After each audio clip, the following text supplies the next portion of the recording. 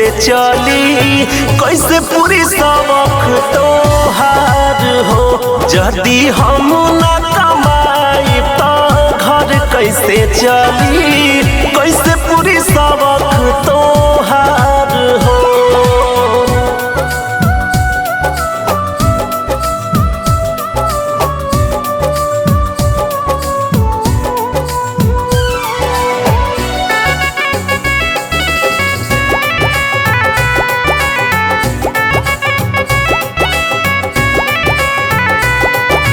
चढ़ल जवानी चिकना भइल खोजा तारा चोखा। कोई बार हम मौका दिहने दिहला हमरा धोखा।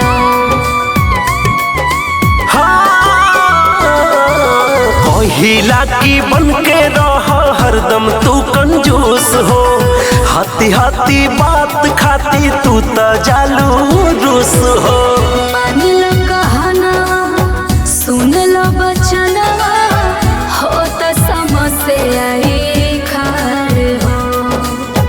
मानिल कहना सुन लो बचनवा, हो त समस्या आई खार हो। आहे छोड़ के जोई बाहर बाइले रोजो, के करे जड़ा के जोगाड़ हो। आहे छोड़ के जोई बाहर बाबा मुझे, के करे जड़ा के जोगाड़ हो।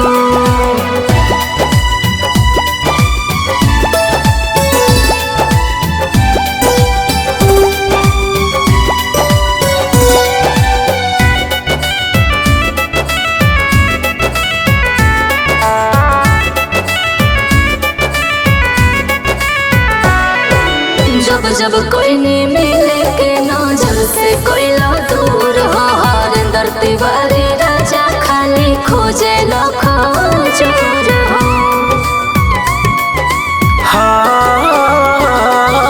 पैसा ना कमाइब तो का बोला खइबू। नया नया साड़ी पहनी कैसे झमकइबू।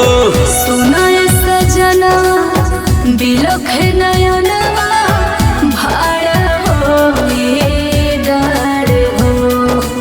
सुना सजना बिलखे नयनवा, भाड़ा हो ये डार हो।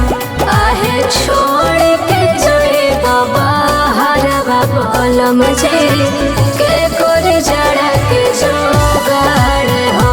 आहे छोड़ के जोड़े बाहर करे जाओ, के करे जड़ा के जोगाड़ हो। ठीक बा, रउआ जाई बाहर, हमहू चलने नहीं। खिसिया मत, ना मनबू तो टिकट कैंसिल हुई। खुश।